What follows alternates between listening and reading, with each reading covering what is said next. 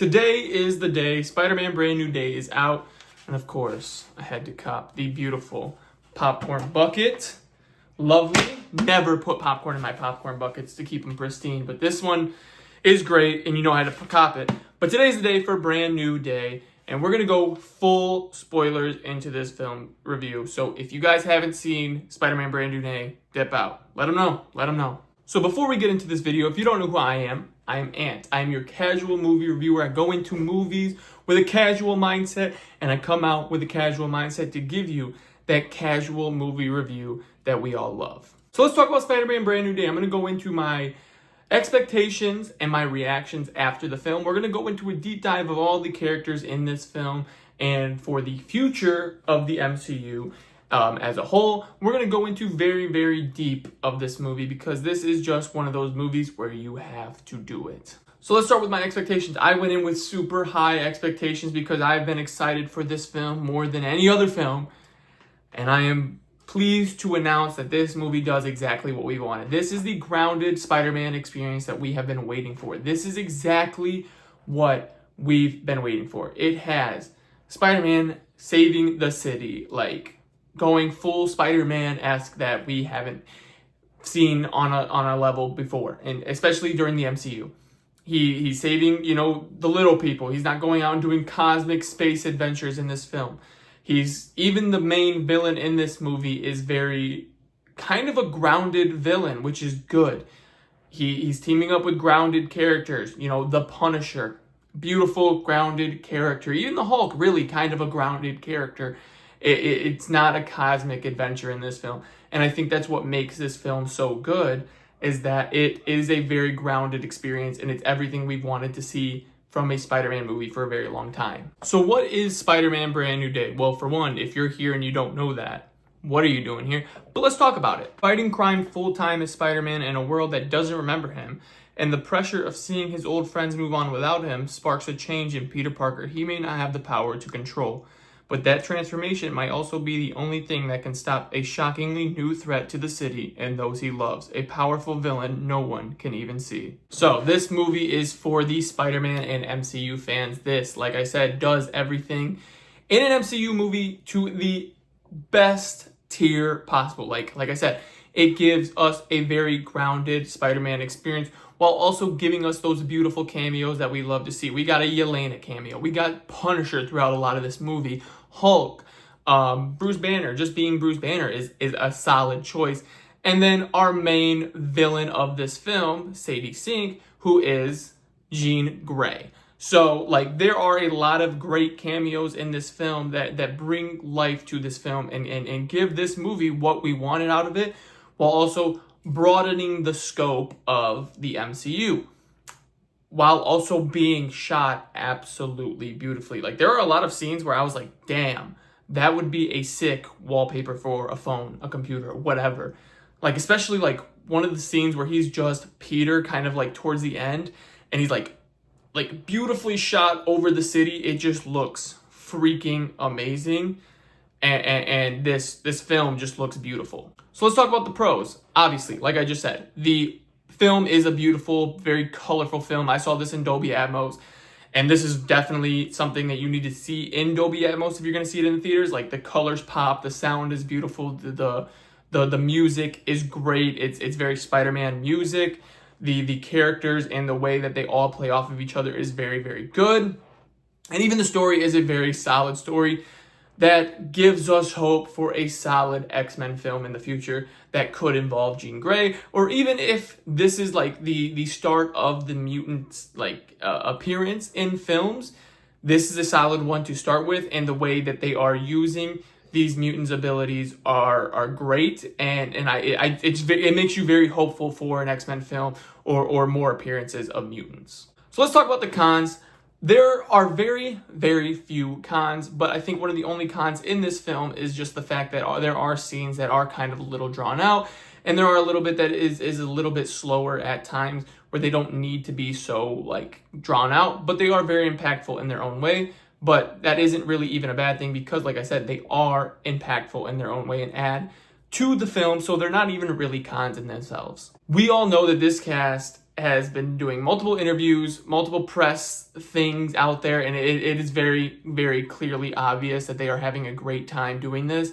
And that definitely translates to the screen. You can just see everybody having a great time bringing these characters to life that they all enjoy. Tom Holland as Spider-Man, Jacob Batalon as Ned, Zendaya as MJ, John Bernthal as the Punisher, Frank Castle, and especially Sadie Sink as Jean Grey. You can really see that she brings life to that character, and that is a solid choice. Honestly, we all knew who this character was going to be. Everybody kept saying, like, no, they're denying it. No, we all knew it. We all knew who this character was going to be, and I think it's a perfect choice. So let's talk about the standout moment of the film. If you don't know what the standout moment of the film is, it is a subject that I always do in most of my videos, where it is the moment of the film that brings this film to a way crazier point, that brings the story to either a close or brings it to a climax point where we get super, super excited. And I'm going to give you two. One that brings us to a way crazier point than we have had the entire film, and then one that brings Spider-Man to his, like, aura as Spider-Man, that you can really see that Spider-Man-esque personality come out. So I'm going to give you two.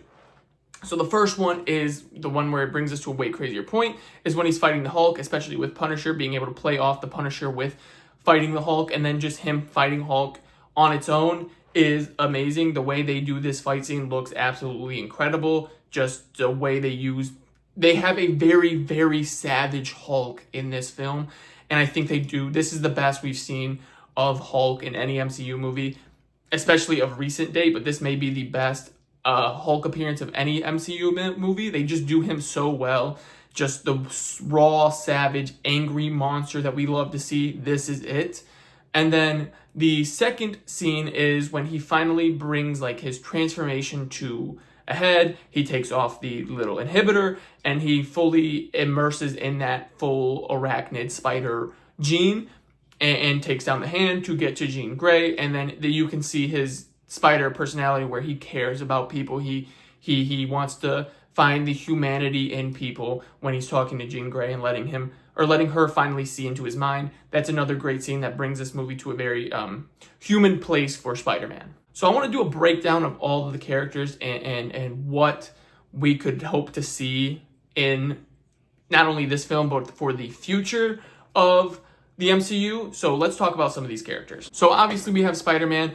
If you guys stayed for the end credit scene, they show, Ned's spider tracker going to a possible another planet. Now, there's already theories saying that this is going to tie into Doomsday or Secret Wars, which is pretty obvious, but we don't know if it's going to be Doomsday or Secret Wars. We don't even know if it is Tom Holland Spider-Man. There are theories out there that are saying it could be a different Spider-Man, either Tobey Spider-Man or Andrew Spider-Man. And that's how they get involved into Doomsday or Secret Wars. And then some are saying Battle Wars for Secret Wars. So there are a lot of aspects that could be true, could not be true. This could also be just Spider-Man going to another space adventure type world thing. It could just be that. But I don't have a doubt in my mind that it will either tie into either Doomsday or Secret Wars. If I'm not mistaken, I believe the end credit scene was supposed to tie into Secret or to Doomsday, and that's what they announced. So I'm assuming that this tie-in is going to be for Doomsday, which would make it more likely that either Tom's going to be in Doomsday or it's going to be either like Tobey or Andrew's Spider-Man and Doomsday with these like worlds colliding in Doomsday. So that is number one.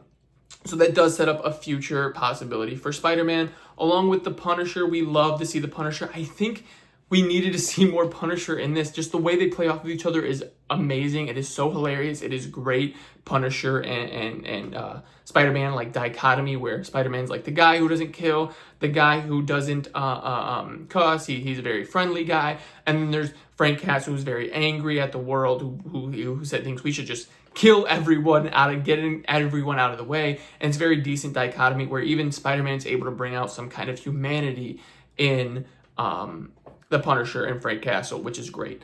And then if we look into the Hulk, at least to me, it looks like that they've been teasing, like, there's only one person on the planet who knows that Peter Parker is still Spider-Man. And honestly, I think we get that out of the Hulk in one of these scenes where he's like, I'm your friend, I'm Peter, and he still has the mask on. And you can see, like, the emotion in Hulk's eyes, and I think that is what it is. I think Hulk remembers Peter as Spider-Man, and I think that is a great scene that brings some future to Hulk. Where he goes from here, we really don't know. He's being, tested on in or being treated at a psychiatric facility. That's what they said. So who knows where his character goes from there. If we talk about some of the villains, we had Scorpion, we had Tombstone, we had the Hand. The Hand is used very sparingly in a way, but also great in a way. They are a major villain setup possibly for the future, but also a very governmental team now where they're part of Damage Control, and we'll see where Damage Control goes from here with the way they talked at the end of the film with, now the police looking for the director of Damage Control. Who knows? Along with the Scorpion, Scorpion was not used very much in this, but the scenes that we did get out of him are great. Like, I wish we would have seen more Spider-Man villains in this. Like, even Tombstone, like, we had some good quips from Spider-Man during the Tombstone scene, but we just need some more of those like common Spider-Man villains, and we just didn't get enough of that, and I feel like that's where it's kind of missing. But the scenes that we did get these characters in are great. And then let's talk about Jean Grey, Sadie Sink. I think the way her powers emerged in this film are beautiful. I think the way they are showing mutant capabilities in this film are great.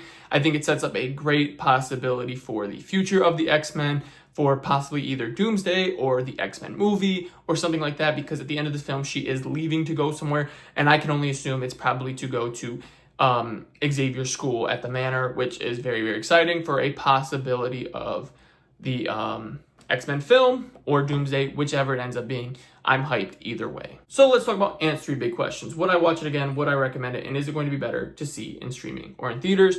Would I watch again? I absolutely will, and probably will. I honestly will probably either go tomorrow or Saturday to go see it again. This is a fantastic Spider-Man film, and like I said, probably the best Spider-Man film we've ever seen. It just does all of the things that we love to see from Spider-Man. Would I recommend it? I absolutely would. If you enjoy Spider-Man films, if you enjoy MCU films, this is the film for you. Like I said, it just does everything Spider-Man that we love and have wanted to see for years. And is it going to be better on the big screen or at home for streaming? This is an experience that you need to see on the big screen. It's beautiful, especially if you can go see it in Dolby Atmos. It looks great on the big screen. The colors really pop. The sound is great. The music is very Spider-Man music. And they've already said, like, a lot of the things that are in this film come from the Spider-Man games, just the things that we love. And you can really see that in the stances, the quips, the way he swings. We get a lot of beauty out of Spider-Man in this film. And I think it's fantastic, especially on the big screen. With that being said, I gave this film a 4.5 stars out of 5 because it is slower with some of those, impactful scenes that bring the movie to a little bit of a slow point, but also add to the film. But with the 4.5, you really see that greatness out of this film that everybody was waiting for from Spider-Man, and that's exactly what we wanted out of a Spider-Man movie. So with that being said, guys, let me know if you enjoyed this video. Let me know if you enjoyed Spider-Man Brand New Day, and let me know what I should review next. I've got some big things coming up for the channel, so stick around, and I will see you guys in the next movie review. Peace.